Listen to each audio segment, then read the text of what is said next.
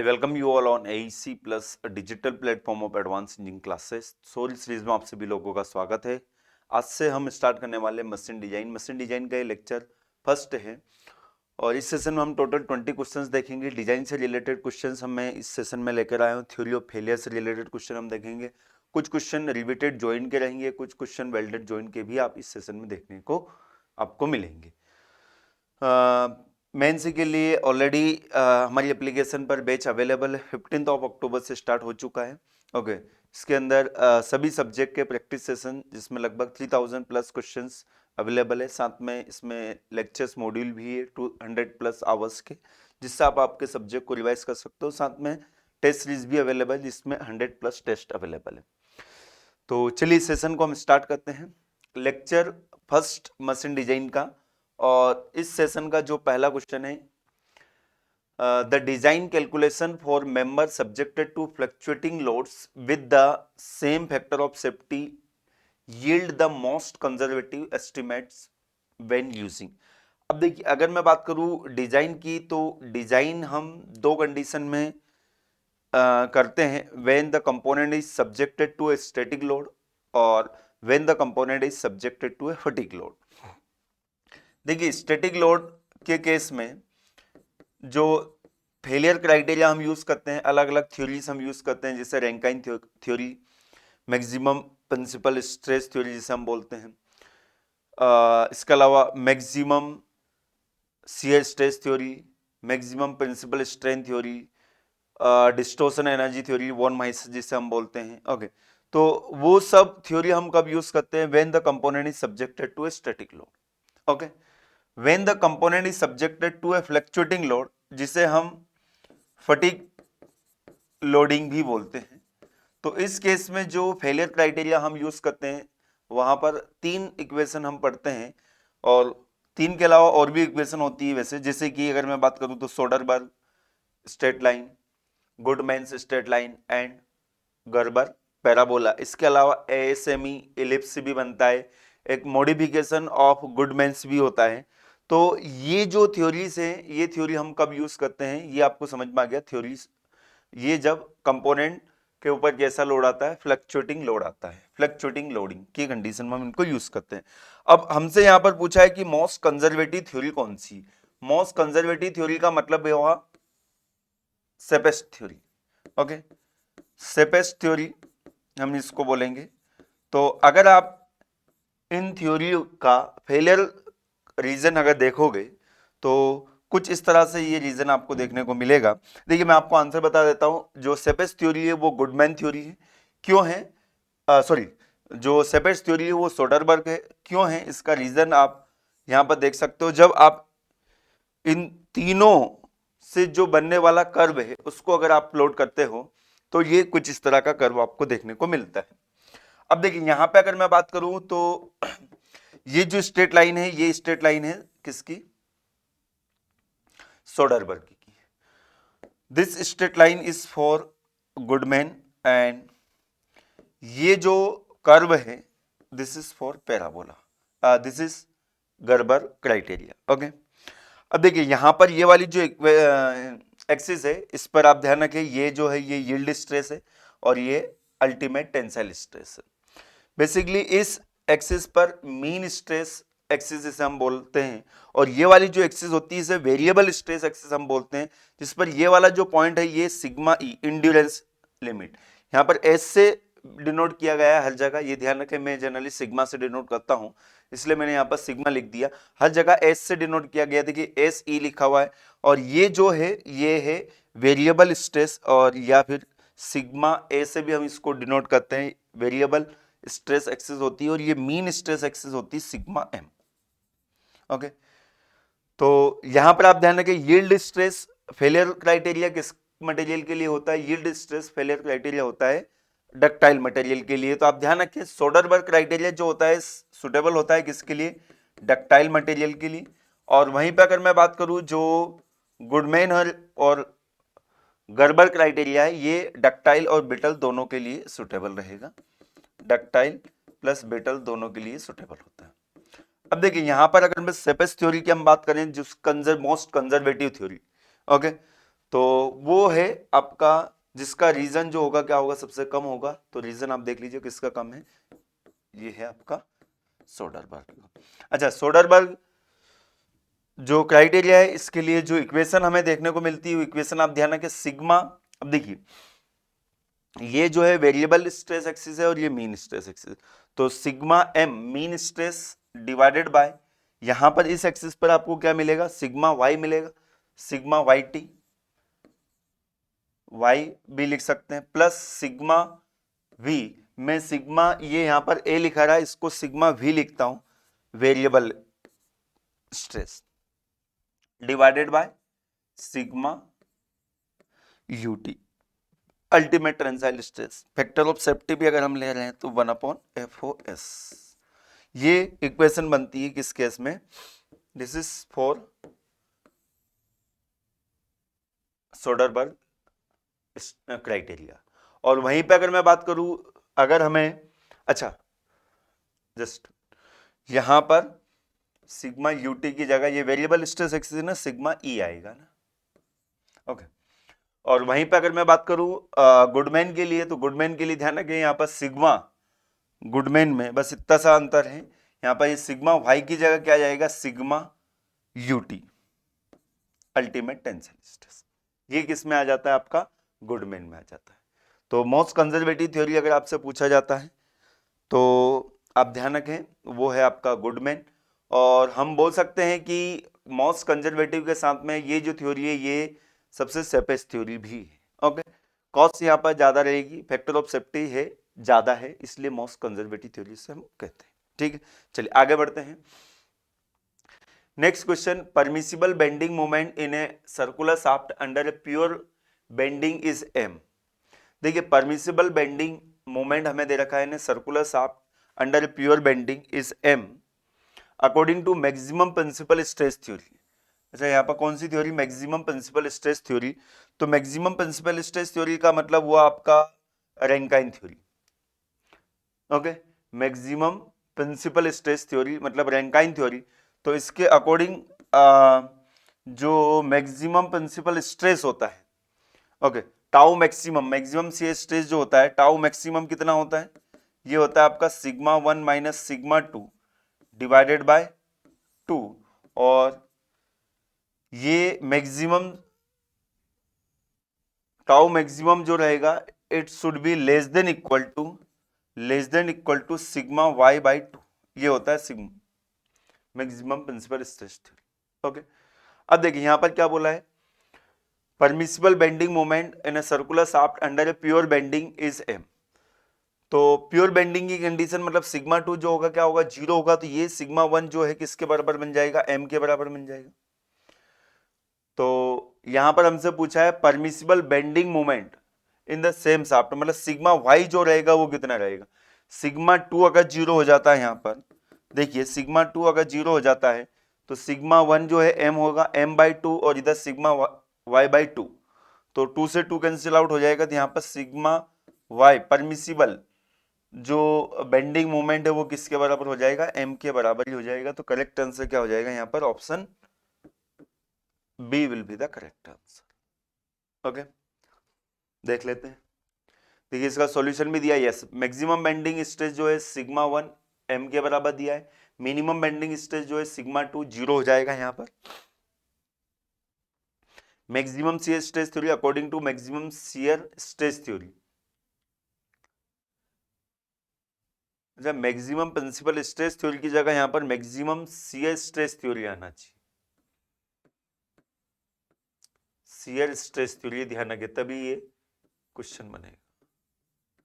अच्छा, maximum principal stress theory होगी तब भी यही आएगा, क्योंकि देखिए यूनिएक्सियल लोड की जब भी कंडीशन होती है तो सभी थ्योरी से जो रिजल्ट आता है वो सेम आता है, ध्यान रखें। जब भी यूनिएक्सियल लोडिंग की कंडीशन होती है तो सभी थ्योरी से जो रिजल्ट आता है वो सेम आता है, तो आंसर जो है वो बिल्कुल सही है। चलिए आगे बढ़ते हैं, क्वेश्चन नंबर 3।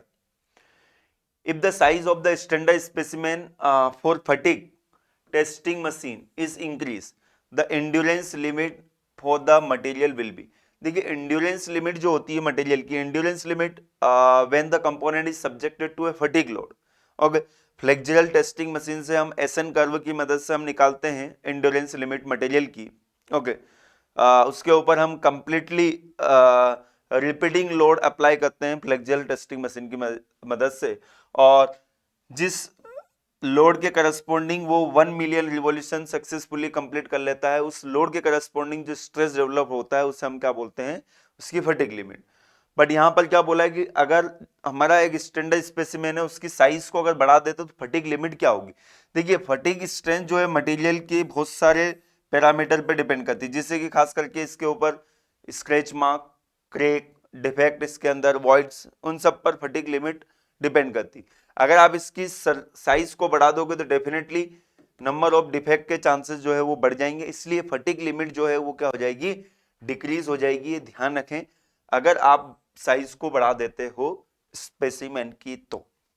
ठीक है, चलिए आगे बढ़ते हैं। नेक्स्ट क्वेश्चन नंबर 4 क्या बोल रहा है, a loaded semi infinite flat plate is having a elliptical hole. देखिए ये हमारे पास एक सेमी इनफिनाइट फ्लैट प्लेट है जिसके अंदर एक इलिप्टिकल होल आपको दिखाई दे रहा होगा, और इस होल के डायमेंशन आपको दिए हुए हैं, A:B का रेशियो आपको दिया हुआ है, यहाँ पर A:B का रेशियो जो आपको दिया है ये 2 दिया है।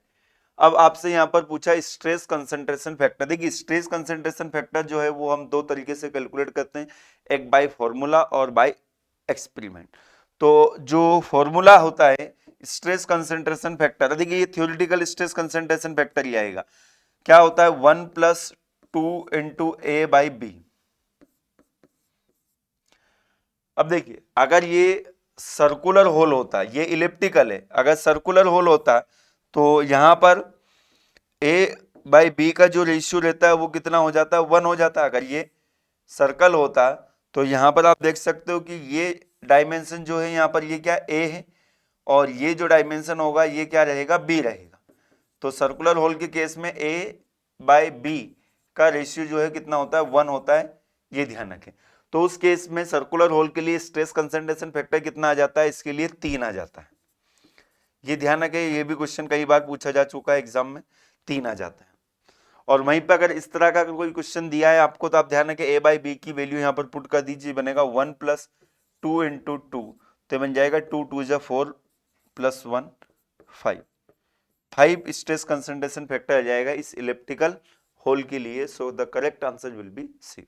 अब देखिए इसी तरह से अगर यहां पर जो होल आपको दिया हुआ है वो कुछ इस तरह का दिया हुआ है, ये जिसमें ये वाला जो डायमेंशन है ये काफी ज्यादा है, ये काफी बड़ा है, और ये वाला जो डायमेंशन है ये काफी छोटा है, बी जो है, तो बी अगर नेग्लिजिबल है, बी अगर नेग्लिजिबल है, देखिए लोडिंग जो हो रही है वो इस तरह से हो रही है, ये भी आपको ध्यान रखना है, यहां पर ये भी आपको ध्यान रखना है।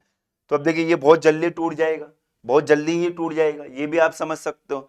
लोडिंग अगर ऐसे हो रही है तो इसका मतलब स्ट्रेस कंसंट्रेशन फैक्टर यहाँ पर क्या होगा, बहुत ज्यादा होगा। आप देख लीजिए A/B, बी की वैल्यू बहुत कम है, बी की वैल्यू अगर बहुत कम है तो KT जो स्ट्रेस कंसंट्रेशन फैक्टर जो रहेगा इस केस में क्या रहेगा, बहुत ही ज्यादा रहेगा। जनरली जो पढ़ते हैं हम उसमें डायग्राम जो होता है वो कुछ इस तरह का होता है, ये इधर अगर लोडिंग है तो फिर यहां पर अगर इस तरह से अगर आप कट लगाते हो तो उस केस में स्ट्रेस कंसंट्रेशन फैक्टर जो रहता है वो हाई रहता है।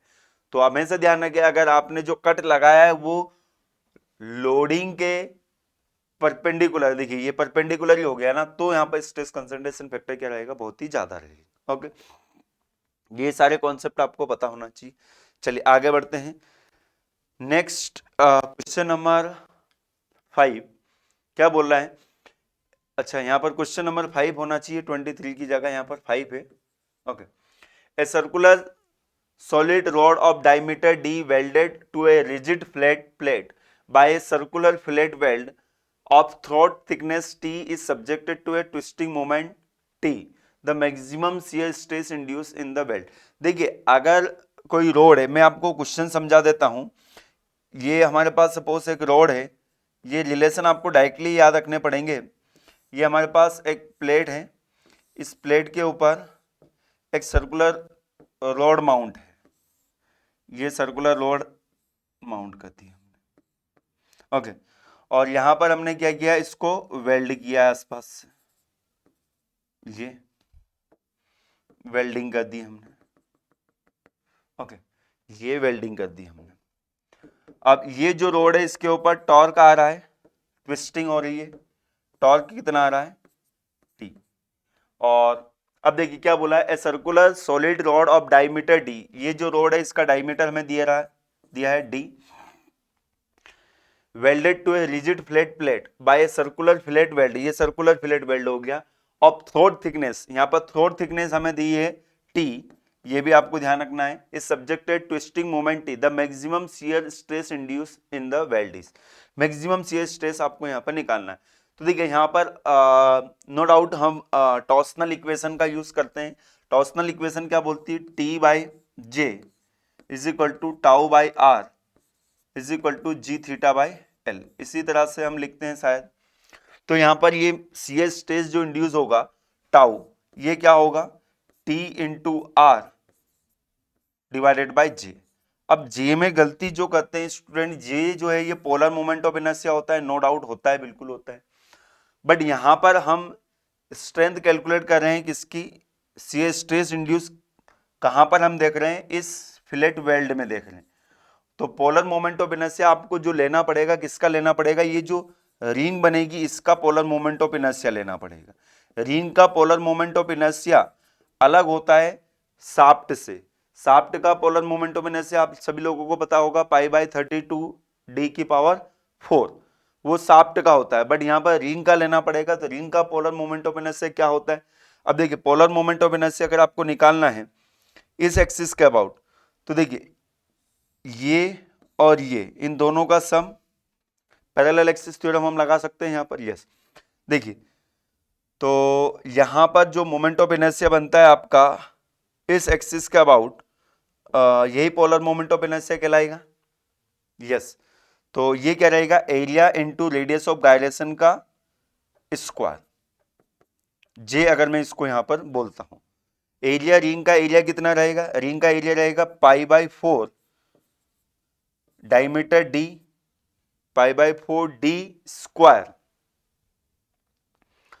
अच्छा डी स्क्वायर नहीं रहेगा क्योंकि यहां पर थ्रोट है ना, तो यहां पर हमें थ्रोट है तो पाई बाई 4, अच्छा पाई डी सरकमफेरेंस होगी ना, पाई बाई 4 नहीं रहेगा, ये क्या रहेगा बेटा, पाई डी इंटू थ्रोट हमें दे रखा है तो टी, ये सरकमफेरेंस, ये वाला एरिया हमें लेना है, ये सरकमफेरेंस, ये वाला एरिया रिंग का एरिया लेना है हमें, पूरा सॉलिड शाफ्ट का नहीं लेना है, ठीक है। इनटू के रेडियस ऑफ गायरेशन, रिंग के केस में जो रेडियस होती है इस रिंग की वही रेडियस ऑफ गायरेशन बनती, कितनी हो जाएगी, डी बाई 2 का होल स्क्वायर। तो ये पोलर मोमेंट ऑफ इनर्शिया आता है रिंग का, ये आप ध्यान रखें, पाई डी क्यूब, अब इसको ध्यान रखें क्या बन जाएगा, ये pi D cube T by 4, okay. Polar moment of inertia ये रिंग का आता है, ये ध्यान रखें, ये क्वेश्चन भी आपसे सीधा सीधा पूछा जा सकता है। तो यहां पर आप वो वैल्यू पुट करोगे तो टाउ इंड्यूस हमारे पास आ जाएगा टी इंटू आर की जगह डी बाई 2 आप लिखेंगे, और जे की जगह कितना आ जाएगा, pi D cube T by 4, okay. तो इस एक डी से ये डी कैंसिल आउट हो जाएगा, 2 से 2 कैंसिल हो जाएगा, तो ये टाउ इंड्यूस जो है ये कितना हो जाएगा, 2t divided by pi D square T, 2t divided by pi D square T, 2t divided by pi D square T, option B will be the correct answer, देख लीजिए।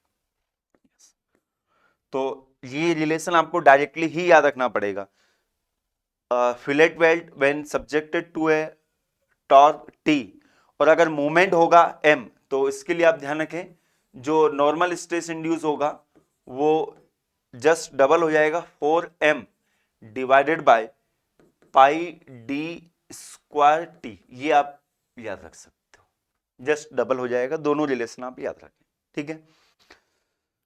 इसका करेक्ट आंसर है ऑप्शन बी, यहां पर solution भी दे रखा है, आप इसको रिफर कर सकते हो। चलिए आगे बढ़ते हैं।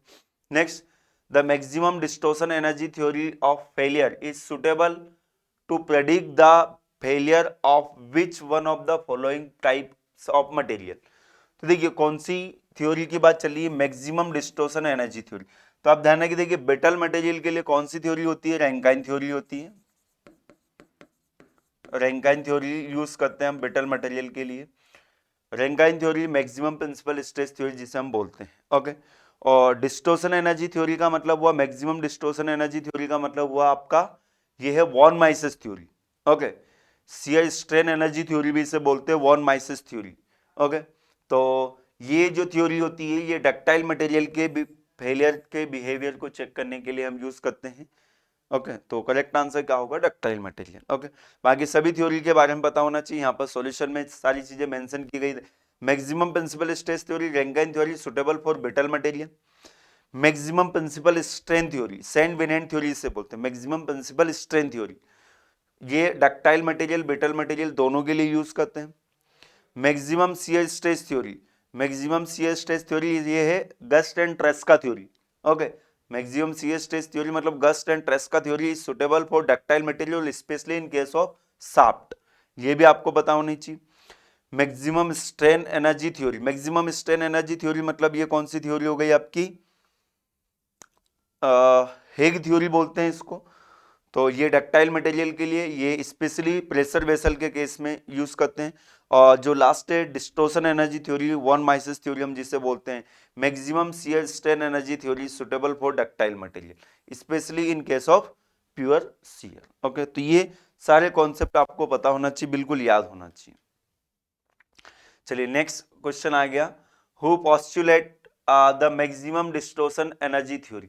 तो जो मैंने आपको बताया मैक्सिमम डिस्टॉर्शन एनर्जी थ्योरी, ये जो है ये हेंकी थ्योरी भी इसे बोलते हैं, वॉन माइसेस एंड हेंकी थ्योरी मैंने आपको बताया था। तो आंसर जो होगा इसका क्या होगा, ऑप्शन डी होगा। Tresca, Rankine, Saint Venant's, Rankine theory तो बिल्कुल आपको याद हो गई होगी, maximum principal stress theory. Saint Venant, Tresca's, ये सारी थ्योरी के नाम आपको पता होना चाहिए, ये कौन सी थ्योरी है, किसने मतलब किस थ्योरी को रैंकाइन थ्योरी बोलते हैं, ट्रेस्कास बोलते हैं। ये यहाँ पर सबके रिलेशन वगैरह दिए हुए हैं, आप ध्यान रखें। देखिए maximum principal stress theory, Rankine theory, Lame theory भी इसे कहा जाता है। मैक्सिमम प्रिंसिपल स्ट्रेन थ्योरी जो कि मैंने आपको बताया सैंड विलेंट थ्योरी कहते हैं इसे। Maximum shear stress theory, Guest and Tresca, इसे कोलम थ्योरी भी कहते हैं, ये ध्यान रखें, ओके। इसके अलावा maximum strain energy theory, Beltrami Haigh theory, Haigh theory के नाम से जाना जाता है, हेग थ्योरी। और ये डिस्टॉर्शन एनर्जी थ्योरी, ये ध्यान रखें काफी ज्यादा पूछा जाता है। ये von Mises theory, hanky theory, ये दोनों ही डिस्टॉर्शन एनर्जी थ्योरी कहलाती है, ओके। और हेग थ्योरी जो है आपका maximum strain energy theory, okay. Hanky theory. चलिए next, a machine component is subjected to a flexural stress which is fluctuate between 300 mega newton per meter square and 150 mega newton per meter square. Taking the yield strength हमें दे रखा है, ultimate strength, endurance strength सब कुछ दे रखा है according to modified Goodman. देखिए बहुत ही अच्छा क्वेश्चन है, थोड़ा सा लेंथी क्वेश्चन है। पहले तो दिया क्या ये आप देख लीजिए, ठीक है। Machine component is subjected to a flexural stress, और फ्लक्चुएटिंग लोडिंग है, इसमें fluctuate between 300 mega newton per metre square. मतलब मैक्सिमम स्ट्रेस आपको दे रखा है, कितना दे रखा है, ये दे रखा है आपको 300 mega newton per metre square, okay. और मिनिमम स्ट्रेस आपको दे रखा है, it will be -150 mega newton per metre square, okay. Taking the yield strength, देखिए यील्ड स्ट्रेंथ जो है सिग्मा वाई से हम डिनोट करते हैं, और ये कितनी है 0.55 ऑफ द अल्टीमेट स्ट्रेंथ। तो it will B 0.55 sigma UT. इसके अलावा एंड्योरेंस स्ट्रेंथ जिसको हम डिनोट करते हैं सिग्मा ई से, it will B 0.50 of ultimate strength sigma UT. इसको आपको समझना पड़ेगा। एंड फैक्टर ऑफ सेफ्टी हमें दे रखा है FOS will be 2, okay. The value of minimum ultimate strength according to modified Goodman relation, देखिए मॉडिफाइड गुडमैन रिलेशन के अकॉर्डिंग यहां पर बोला गया। अब देखिए अगर मैं यहां पर बात करूं गुडमैन की, तो गुडमैन जो रिलेशन है वो क्या है, it will be sigma M divided by sigma UT plus sigma V divided by sigma E is equal to 1 upon factor of safety, this will be the Goodman relation. अच्छा, sigma M जो है mean stress क्या होता है, maximum plus minimum divided by 2। मैं सीधा सीधा लिख रहा हूं, मैक्सिमम 300 मिनिमम माइनस 150, डिफरेंस आ जाएगा इनका कितना 150 डिवाइडेड बाय 2 मतलब 75 divided by sigma UT. Sigma UT तो निकाल नहीं है तो डायरेक्टली सिग्मा यूटी में लिख लेता हूं, प्लस वेरिएबल स्ट्रेस क्या होता है, maximum minus minimum divided by 2। Minus है ऑलरेडी, यहां पर माइनस है तो ये जुड़ जाएगा, 300 प्लस 150 कितना हो जाएगा 450 का हाफ कितना हो जाएगा 225 divided by endurance limit. Endurance limit जो है ये 0.50 YT है, 0.50 sigma UT divided by factor of safety कितना दे रखा है, यहां पर 2 दे रखा है। यहां से आप सिग्मा यूटी कैलकुलेट करेंगे, सिग्मा यूटी जब आप यहां से कैलकुलेट करेंगे तो ये जो आपको मिलेगा इट विल बी 1050। मैं ऑलरेडी कैलकुलेट कर चुका हूं इसलिए मुझे पता है, mega newton per metre square. और आप इसको आंसर भी कर देंगे और खुश भी हो जाएंगे कि आंसर एक ही बार में आ गया। बट क्वेश्चन को आपको ध्यान से पढ़ना है, क्वेश्चन में लिखा मॉडिफाइड गुडमैन रिलेशन। ये गुडमैन रिलेशन के अकॉर्डिंग अगर पूछा होता तो ये आंसर आ जाता है और ऑप्शन में भी अवेलेबल। मॉडिफाइड गुडमैन रिलेशन, देखिए मॉडिफाइड गुडमैन रिलेशन में क्या होता है, गुडमैन प्लस लेंगर, एक और रिलेशन आता है लेंगर, इन दोनों को मिलके बनता है मॉडिफाइड। तो लेंगर रिलेशन जो है ये क्या बोलता है, ये लेंगर रिलेशन बोलता है सिग्मा एम डिवाइडेड बाय, देख लीजिए sigma M divided by sigma Y, दोनों जगह सिग्मा वाई आता है यहां पर, plus sigma V divided by sigma Y is equal to 1 upon factor of safety.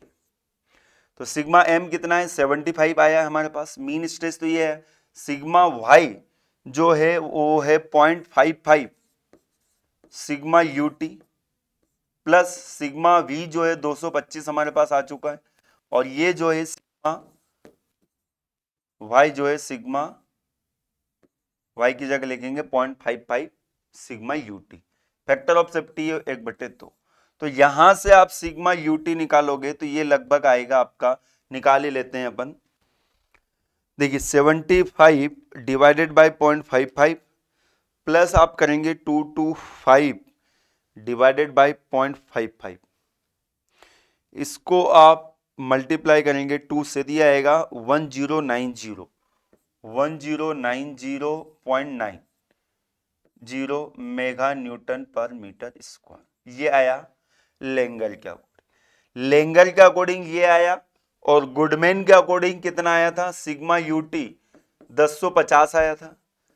देखिए आपसे पूछा कितना होना चाहिए मिनिमम, तो मिनिमम का मतलब ये नहीं कि मिनिमम वैल्यू को आप लगा दोगे, यहां पर वर्स्ट सिचुएशन आपको देखनी होगी तो 1090, तो ऑप्शन में देखें है क्या, नहीं, तो आंसर जो होगा क्या होगा 1100 होगा, नियर बाय आंसर आपको लगाना पड़ेगा, हायर वैल्यू पर आपको जाना पड़ेगा, करेक्ट आंसर जो होगा क्या होगा ऑप्शन ए। तो एक और चीज आपको सीखने को मिली यहां पर कि गुडमैन प्लस लेंगर दोनों मिलके क्या बनाता है, मॉडिफाइड गुडमैन बनाते हैं। ये यहां पर सॉल्यूशन में भी मेंशन है, आगे आप जब देखेंगे इसका, शेप ऑफ गुडमैन प्लस लेंगर जो बनता है मॉडिफाइड गुडमैन बनता है। ये गुडमैन के अकॉर्डिंग आप निकालेंगे तो ये आपका 1050 आएगा, यहां पर ये 1050 से ध्यान रखें, लेंगर के अकॉर्डिंग निकालोगे तो 1090 आएगा, सो the correct answer will B 1100। Okay, अच्छा क्वेश्चन था, ध्यान रखें। चलिए नेक्स्ट क्वेश्चन की तरफ आगे बढ़ते हैं हम। क्वेश्चन नंबर 9 क्या है, the permissible stress in A fillet weld is 100 mega pascal. ये न्यूटन पर मीटर स्क्वायर मतलब मेगा पास्कल ही बन गया, तो परमिसिबल स्ट्रेस हमें दे रखा है। जब फिलेट वेल्ड है तो परमिसिबल तो सीयर ही होना चाहिए, ओके, टाउ परमिसिबल मैं इस तरह से लिखता हूं इसको, 100 मेगा पास्कल आपको दिया है। The fillet weld has equal leg length of 15 centimetre, तो लेग लेंथ टी से हम डिनोट करते हैं कितना है 15 mm है, okay. The allowable shearing load per centimetre length of the weld is. अब देखिए फिलेट वेल्ड है और इक्वल है allowable shear load per centimetre. अब देखिए अगर आपको पता हो जो फिलेट वेल्ड है सिंगल फिलेट वेल्ड ही मानेंगे हम, ऐसा तो कुछ दिया नहीं है क्वेश्चन में। The permissible stress in A fillet weld is this, the fillet weld has equal leg length. देखिए फिलेट वेल्ड होता कैसा है ये मैं आपको थोड़ा सा क्लियर कर देता हूं। सपोज हमारे पास ये एक प्लेट है, एक प्लेट ये, इन दोनों को आपने ज्वाइन किया है ये यहां पर वेल्डिंग करके, ये fillet weld. Equal leg length ये लेग होता है और ये 15-15 हमें दे रखा है, टी से इसको अपन डिनोट करते हैं। मिनिमम एरिया जहां पर मैक्सिमम स्ट्रेस इंड्यूस होता है उस पोजीशन को हम थ्रोड बोलते हैं। और ये थ्रोड जो होता है एच, ये कितना होता है, ये होता है T/√2, ये ध्यान रखें T/√2 होता है। तो जो इस कंडीशन में स्ट्रेस इंड्यूस होता है टाउ मैक्सिमम या tau induce is equal to, ये कितना बनता है आपका जो लोड होता है, लोड। अब देखिए यहां पर जो लोड आएगा फिलेट वेल्ड में, ये लोड इस तरह से, इसके ऊपर लोडिंग हम कर देते हैं P, तो ये load divided by area, area में क्या आएगा आपका length multiply by throat length, तो T/√2, तो इसको हम इस तरह से लिखते हैं 0.707 इंटू T इंटू L। और ये इंड्यूस स्ट्रेस जो है it must be less than equal to the permissible stress for safe design. Okay, तो ये P is less than equal to क्या बन जाता है 0.707 T into L into tau of permissible. तो अगर हमसे पूछा है लोड पर सेंटीमीटर लेंथ, इसको इधर लेके आ जाएंगे, P/L हमसे पूछा है तो ये कितना जाएगा 0.707 पर सेंटीमीटर हमसे पूछा है, और ये जो है ये mm में दे रखा है। पर सेंटीमीटर लेंथ हमसे पूछा है ना, और ये हमें mm में दे रखा है, तो क्या करना पड़ेगा हमसे, किलो न्यूटन में आना चाहिए। तो ये तो मेगा पास्कल है, इसको थोड़ा सा कैलकुलेशन आपको यूनिट का कन्वर्जन आपको देखना पड़ेगा। ओके, बाकी आंसर इसी से मिलेगा। 0.707 T हमें कितना दे रखा है 15 mm दे रखा है, ठीक है। और यहां पर भी एक mm आएगा, L में इधर लेके चला गया हूं, तो ये कितना बन जाएगा 100 न्यूटन पर mm स्क्वायर। देखिए न्यूटन पर mm स्क्वायर है और ये 15 mm है, तो एक mm से एक mm कैंसिल आउट हो जाएगा। बट अब आपको इस mm को सेंटीमीटर में कन्वर्ट करना पड़ेगा, तो mm को अगर सेंटीमीटर में कन्वर्ट करोगे तो इसको क्या लिखोगे 10 की power -1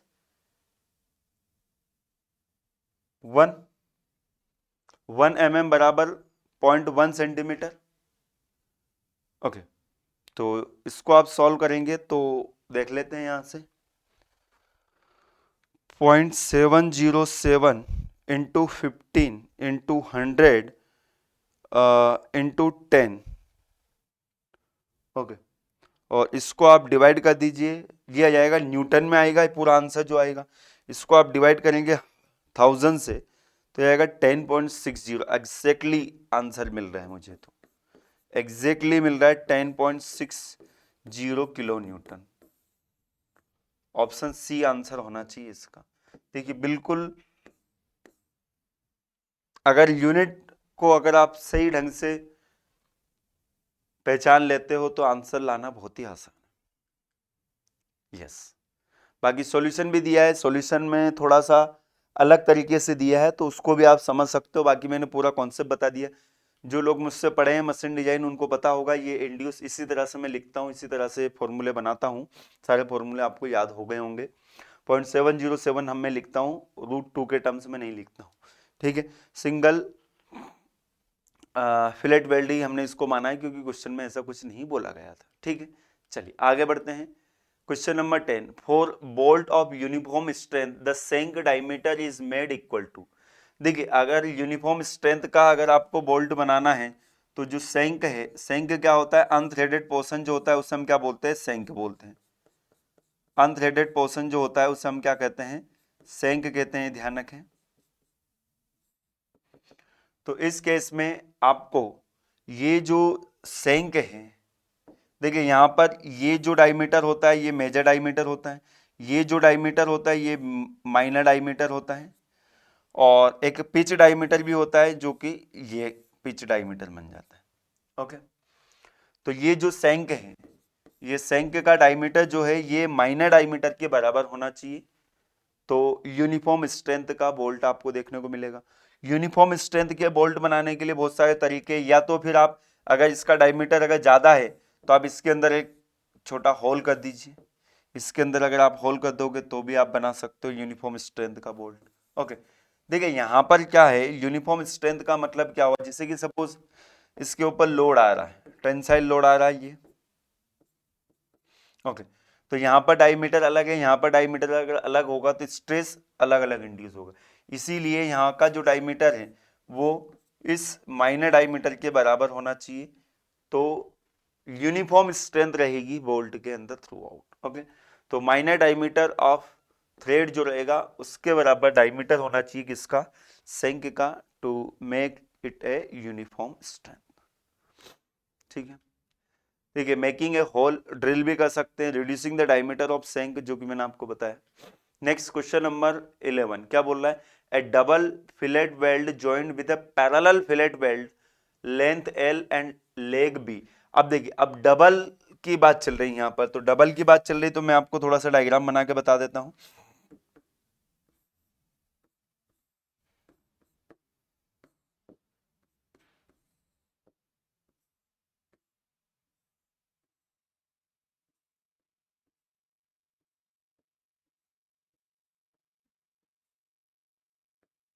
okay, double parallel fillet welding की बात चल रही है यहाँ पर, तो वेल्डिंग यहाँ पर भी की गई है, ये वेल्डिंग की गई और इधर भी वेल्डिंग की गई है पूरा। अब देखिए यहां पर क्या बोला गया, अच्छा पैरेलल फिलेट वेल्ड का मतलब क्या हुआ कि इस पे लोडिंग जो है वो इस लेंथ के अलोंग है, मतलब लोडिंग जो है वो इस तरह से, लोडिंग इस तरह से, एक पैरेलल होता है, एक ट्रांसवर्स होता है और एक कंपाउंड होता है, इन दोनों का कॉम्बिनेशन। ओके, तो पैरेलल फिलेट वेल्ड है, क्या बोला है, लेंथ एल, ये जो लेंथ है इसकी, ये एल हमें दे रखी है, this will B L, and leg जो है वो बी दे रखा है। देखिए लेग का मतलब जो है यहां पर क्या होता है, ये this will be the leg, ये लेग है, ये बी दे रखा है। ओके, अब टेंसाइल फोर्स पी, फोर्स जो आ रहा है इसके ऊपर कितना आ रहा है, पी आ रहा है, टेंसाइल फोर्स हम लगा लेते हैं पी। ओके,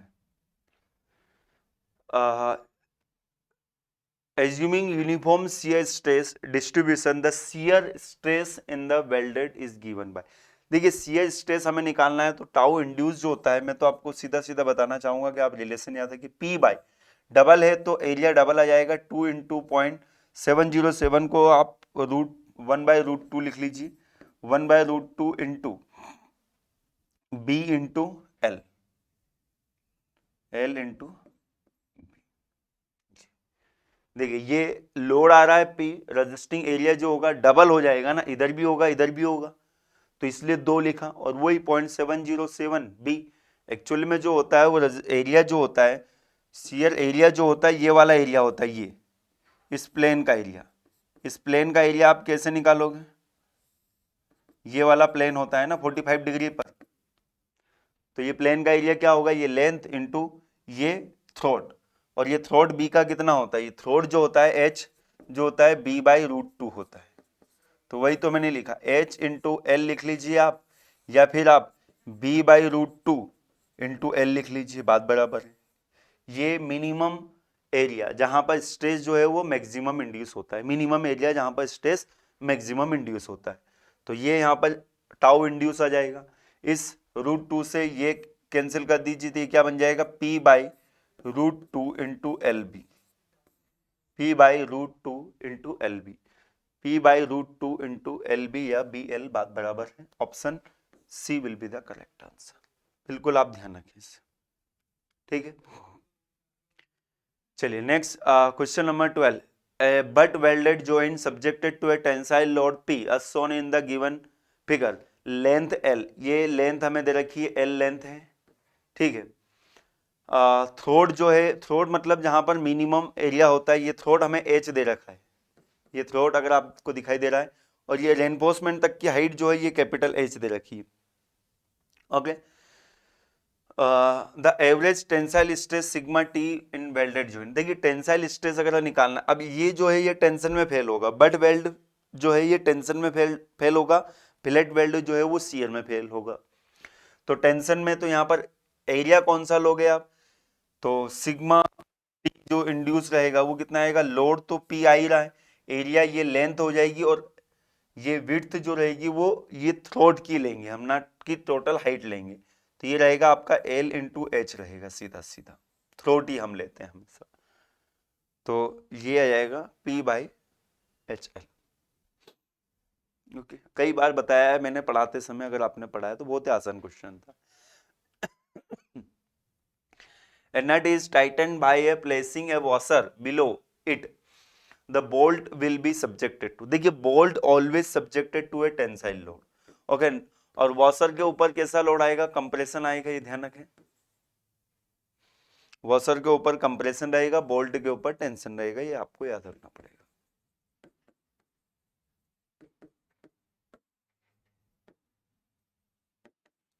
तो करेक्ट आंसर क्या हो जाएगा इसका, option A will be the correct. चलिए next, rivet head use for boiler plate riveting is usually, देखिए बॉयलर प्लेट, बॉयलर में जब लॉन्गिट्यूडिनल सरकमपेरेंशियल जॉइंट हम बनाते हैं, तो उस केस में जो हम रिविट यूज करते हैं उसका हेड जो होता है यूजुअली स्नैप हेड होता है। देखिए पेन हेड रिविट जो होती है मोस्ट इफिशिएंट होती है, बट उसको बनाना थोड़ा सा डिफिकल्ट होता है। कॉनिकल हेड रिविट को जनरली हैमरिंग वर्क के लिए हम यूज करते हैं। काउंटर संक हेड जो होता है ये आपका जनरली अगर हम बात करें, देखिए ये काउंटर संक इस तरह की ये हेड है, स्नैप और कप हेड भी इसे बोलते हैं। ये पेन हेड ये मोस्ट इफिशिएंट होती है। ये काउंटर संक फ्लैट वर्क के लिए जनरली इसको हम यूज करते हैं।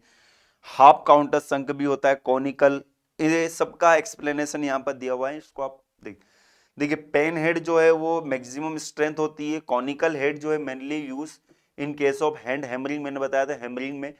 काउंटर संक हेड जो है are mainly used for ship building, okay, ship building के लिए। और स्नैप हेड यूजुअली आप ध्यान रखें स्ट्रक्चरल वर्क और बॉयलर के लिए यूज करते हैं। क्वेश्चन पूछा जा सकता है स्नैप हेड वाला वापस से, ठीक है।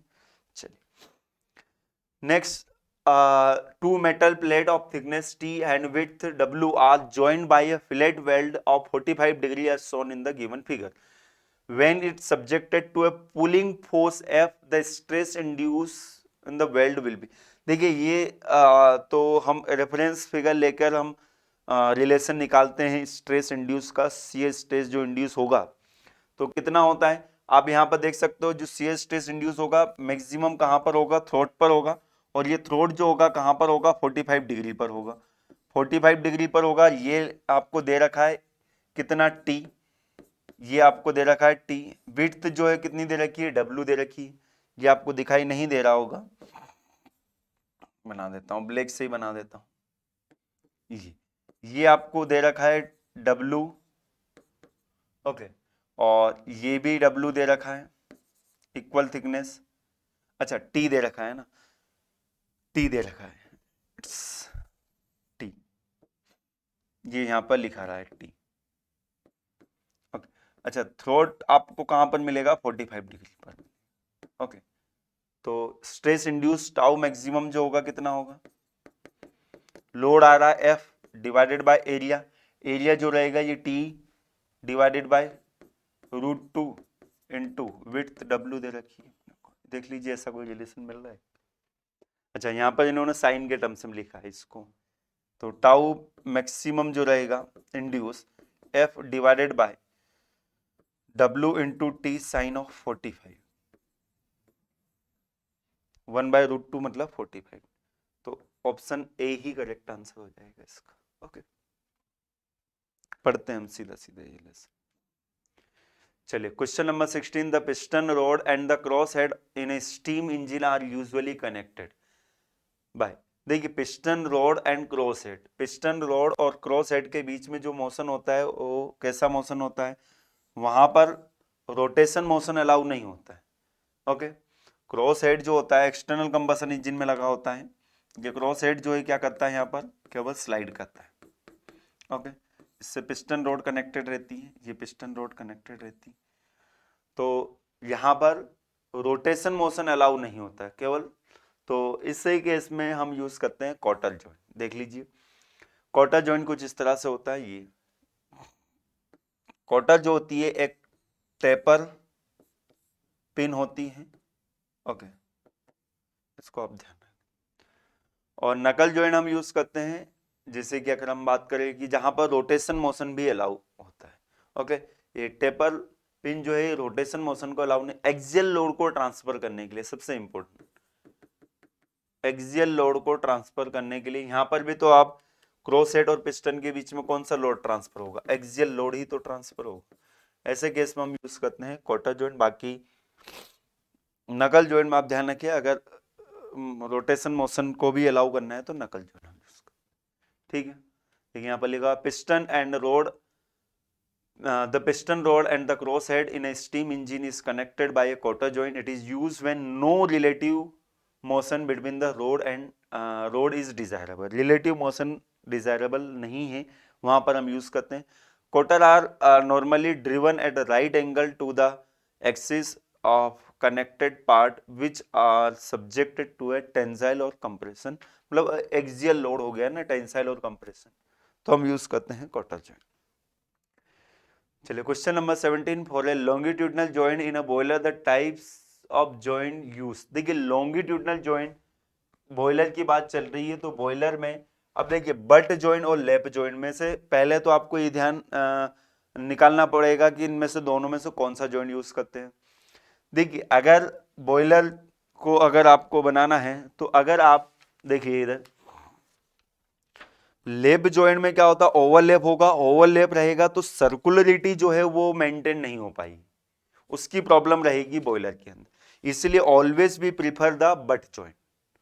अब बट जॉइंट ये समझ में आ गया कि अगर हम प्रीफर कर रहे हैं बट जॉइंट तो definitely double cover plate butt joint हम प्रीफर करेंगे स्ट्रेंथ के लिए। ओके, तो आप ध्यान रखें लेप जॉइंट हम नहीं करते हैं क्योंकि वो सर्कुलरिटी मेंटेन करना डिफिकल्ट होता है। Butt joint end to end हम उस प्लेट को ज्वाइन करते हैं। ध्यान रखें डबल कवर प्लेट आप समझ गए होंगे, ऊपर भी एक कवर प्लेट लगाते हैं, नीचे भी एक cover plate. Okay, the longitudinal joint in a boiler cell is usually butt joint with two cover plate. This joint is more efficient than the lap joint.